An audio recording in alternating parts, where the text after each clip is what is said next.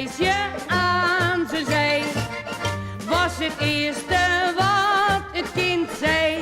Nu is er geen titelen bij, maar tijdens het journaal klonk zij hard door de zaal. Nee, dat is niet titelen.